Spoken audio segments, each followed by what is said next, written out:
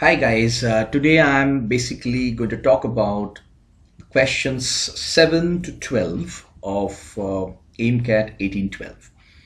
Now, this is basically based on a passage which talks about the philosophy of society which changes over a period of time. Now, this particular passage is a bit daunting for certain people, but it is not that difficult once you read it a bit carefully. Now, what we are expected to do is go through this particular passage, and when we go through this passage, we try to take in exactly what is being said. It is essentially divided into several paragraphs, and each paragraph is talking about each separate point. The first paragraph essentially says that for a philosophy of society to be effective, it must be as mobile and realistic. It needs to be flexible as the forces which it would control. So the forces keep on changing. This one also needs to change. Now, the fact is that the medieval society could not really change or adapt to time, and one of the problems which it faced was the problem which it specifically mentions is that of usury, or the money lender. He was a figure who was wanted at the same time and hated at the same time. So this is essentially what it is. This passage in brief talks about changes in the society, the inability of the medieval society to actually change with the times, as a result of which one of its very characteristic features of the peasant, the landlord, as well as the external moneylender to whom everybody went. This kind of a situation created tension, even as the moneylender was a compulsory feature. He had to be there because everybody needed him. Now, this is essentially what the passage talks about. Now, how do we do the reading of this particular passage? You read the passage through certain stages. The first time when you read the passage only for a general understanding. You do not rush through the passage, but you do read the passage a little quickly. You do not read each and every word for its meaning. You do not read for detail. You read for essentially understanding what he is saying. So this is known as skimming. You essentially skim the passage to get a gist of the passage. What is the passage saying? And even if you do not understand one particular word, so it's all right. Even if you do not understand one particular word, you can go right ahead and get an overall understanding. So we have gone through this. We will essentially go through this passage and find out what is being said. You can always go back to your own AIMCAT 1812, and then you can read the passage yourself, because I am going to go directly to question number 7. Now, question number 7 talks about, according to the passage, reforms in medieval ethical doctrine were required because. Now, before I see the options, why was reform required in medieval ethical doctrines? It's written at the very, very first line that if a philosophy of society is to be effective, it must be as mobile and realistic as the forces which it would control. So that is the main reason. Medieval economic, so it's talking about your, the medieval ethical doctrine was required. Reform was required because that was not the case in the medieval economic society and ethical society. It had to change. So let's go back and see which paraphrase comes closest. The sweeping changes could not do away with the focus that affected the ethical conduct. Nowhere in the passage it talks about the focus. So that is out. There was a great progress in the field of commerce, and conventional tribute needed to be paid to the wisdom of the past. An absolute, this is definitely not the correct answer. So this is an obvious wrong answer. We go through this, and then we come to the new changes that helped in solving the problem of the conduct. No. It had not really solved anything. As a matter of fact, new developments in the social hierarchy, in the social structure, has actually created the problems, has actually made the problems even more severe. So we should be able to find a particular line which talks about it. Just give me 1 second. I should be able to find one line which should be able to tell you that, and the line is this was essentially something which was accentuated.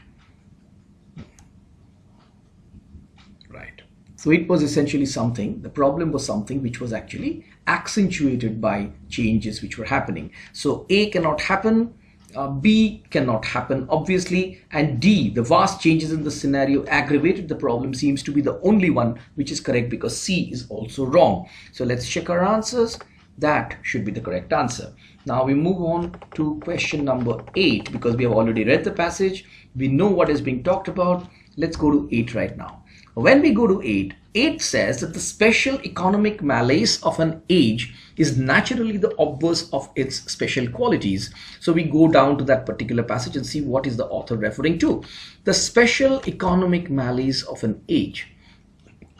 The special economic malaise of an age is the obverse or the opposite of its special qualities. What is the special quality? The special quality is that it is not the exploitation of the wage earning proletariat from its employers, but from the relation of the producer to his landlord, and at the same time there is also the capitalist. So this is it, three people: the capitalist, the producer, the landlord, and it's not really the employed and the employer. So we have the serious economic problems of an age are the reverse of its noteworthy traits. But what is he specifically referring to? A is out. Independence in vocation and dependence on external assistance go hand in hand.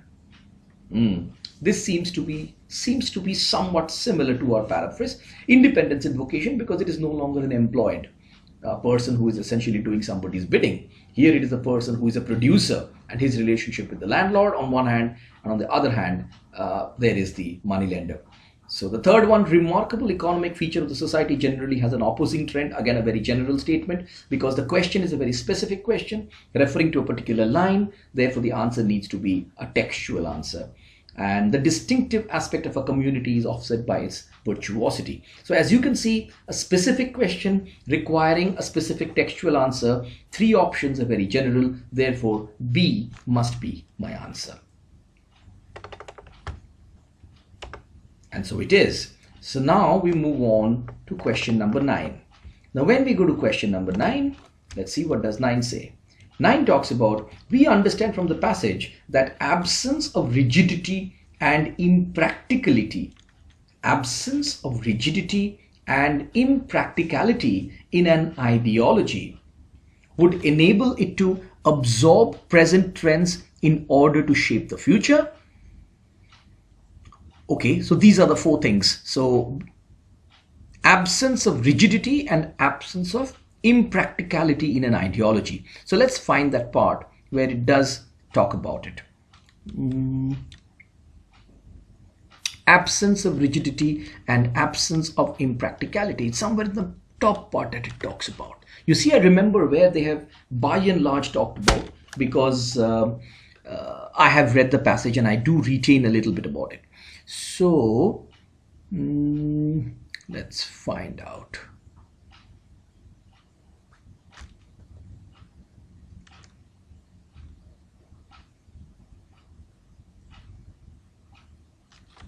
Right. So we go back to the first line. That is the absence of rigidity. So it has to be mobile, flexible. Absence of rigidity means flexible.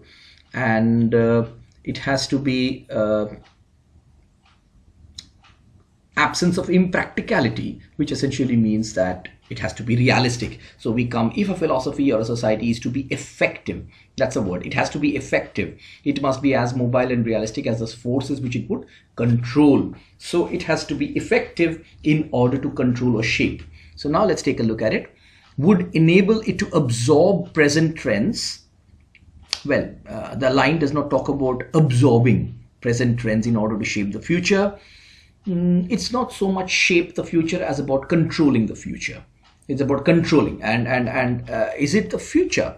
So it says if philosophy is to be effective, it does not say anything about it. It says that for a society, philosophy of society to be effective, it must be flexible and realistic as the forces that it would control. It says nothing about the tense. Let's move on. Would enable it to provide solutions for day-to-day problems. No, it's not mentioned in that line. Would render it efficacious in the role of regulation. Efficacious, effective in the role of regulation, control. Yes, this seems to be pretty close. to my paraphrase would render it sound enough to help society face challenges not mentioned. So my paraphrase was that in order to, if a particular philosophy of the society is to be effective, then it must be, it must have basically a lack of impracticality, which means it must be realistic, solidly rooted to the ground, and it must also be something which is effective, or there should be and it should be flexible. So flexible means lack of rigidity. So this seems to be the answer. So C should be the ideal answer, and so it is. So we now move on to question number 10. What does 10 talk about?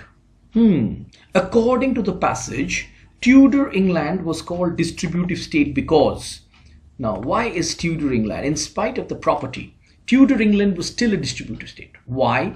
It was a community in which ownership of land and the simple tools used in most industries was not the badge of a class, but the attribute of a society in which the typical worker was a peasant farmer, etc., etc., etc.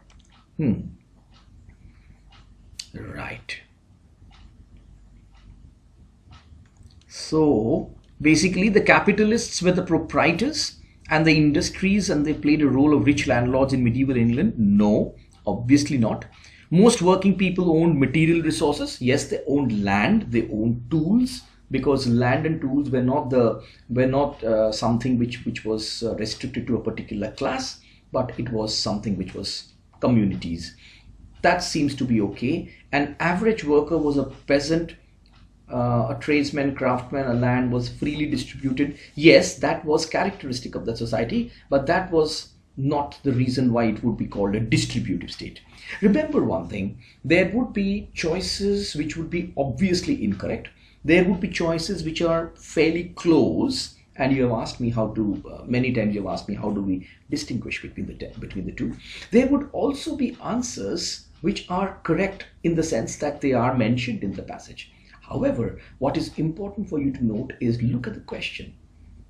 Does the answer which is mentioned in the passage, does that answer the question? Here, for instance, an average worker was a peasant, tradesman, craftsman, land distributed to them. That's true, but that is not the reason why it is called a distributive state. The beggars in England, obviously that is wrong. So the answer, ideally speaking, should be B, because as it says, if you take a look at it, that it was a community in which ownership of land and of the simple tools, so these are material resources, used in most industries was not the badge of a class, but the attribute of a society. In this society, of course, typical workers were peasant farmers, tradesmen, etc., etc. So my answer should be B. B should be my answer. And so it is. Now we move on to question 11 and then one more, and then hopefully you should be able to attempt them yourself. Now we come back and see the Middle Ages, the common man could not explain why usury was wrong. Okay, so if the common man was asked why usury was wrong, he would have quoted from the scripture. If he was asked for a definition of usury, he would have repeated the words of a member of parliament who spoke, that it standeth doubtful what usury is. We have no true definition of it. Now, in the Middle Ages, the common man could not explain why usury was wrong because the word usury had different connotation as it was a stretchable term. The scriptures did not guide him adequately and hence he remained confused. St. Thomas gave varied interpretations of usury in his doctrines, and St. Raymond's manual provided different definitions of usury. A member of parliament claimed that there was no true definition of usury. Now, if a common man was asked why usury was wrong, he would have, so the common man could not explain why usury was wrong. He could not explain why it was wrong. If he was asked why usury was wrong, he would have quoted from the scripture. If he was asked for a definition of usury, he would have repeated in the words of the parliament, it standeth in doubt what usury is. Okay.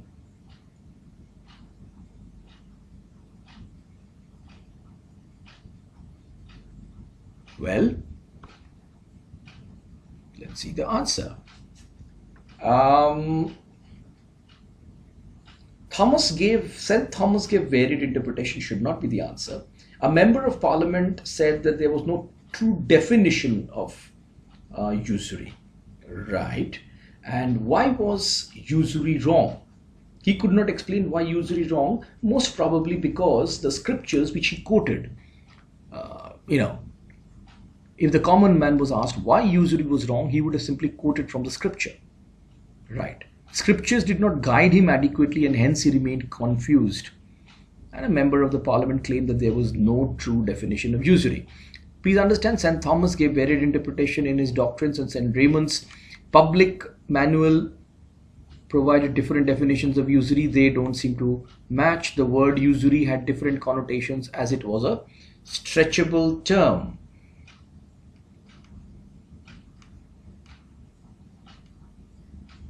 In reality, alike in Middle Ages, the word usury had not a such specialized sound. Okay.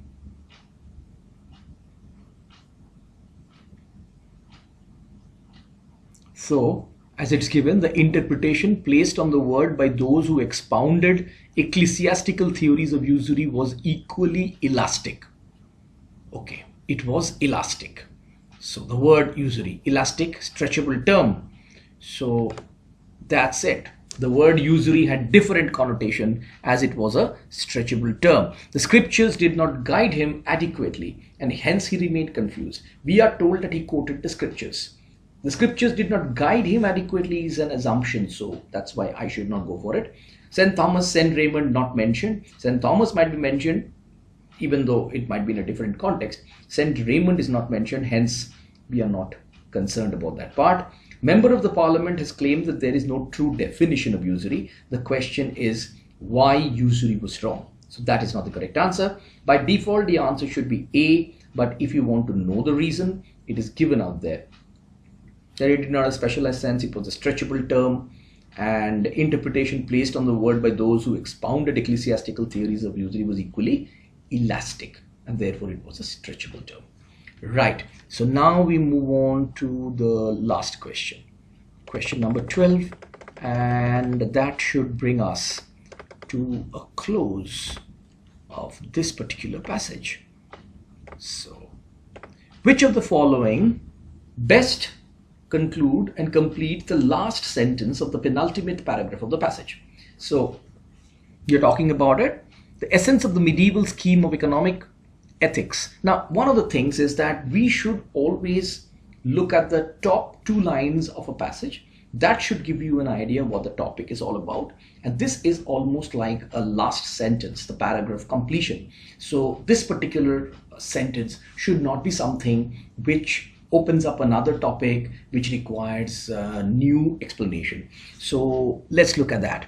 It is not surprising that there should have been a popular outcry against extortion. The doctrine as to the ethics of economic conduct, which had been formulated by medieval popes, was rehearsed by the English divides of the 16th century, not merely as conventional tribute paid to a formal piety to the wisdom of the past, but because the swift changes of the period in commercial and agricultural had not softened but accentuated the problems of conduct for which it had been designed. Okay? So the problems had been accentuated. Fine. And then it goes on.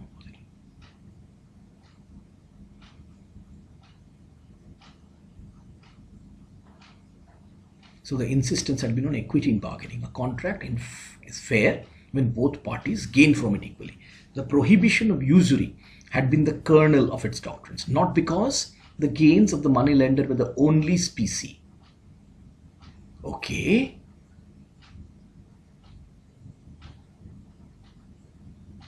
But because in the economic condition of the age, they were most conspicuous species of extortion.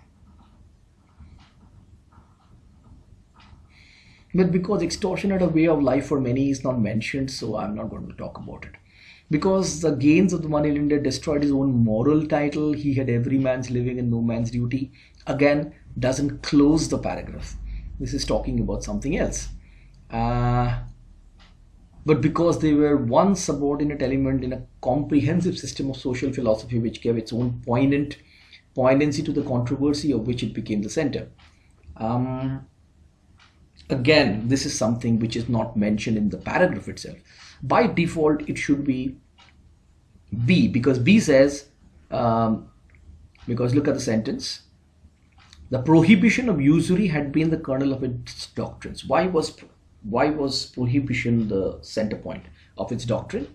Not because the gains of moneylender were the only specie, okay, but because in the economic conditions of the age, they were the most conspicuous species of extortion. And we have already talked about extortion in the beginning.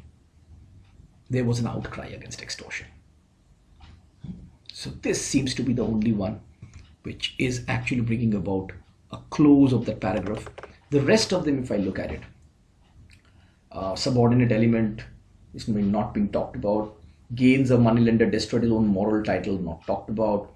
Extortion has become a way of life for many. It does talk about extortion, but way of life for many is something again which is not mentioned in the paragraph. Should be B. Right. So this brings me to an end of these 6-question RC of the philosophy passage. And if you go through this carefully, this should give you some idea of how do we read the passage, actually know the essence of the passage, know the passage very well, spend a little time on understanding the passage, and then take each question at a time and try to solve it. And as you solve it, remember, never ever assume. It has to be mentioned in the passage somewhere. Go back. If the answer is a very specific line, go back, check out that line, read it, paraphrase, and then match your response. Match all those options with your paraphrase. So this is question numbers 7 to 12 of AIMCAT 1812.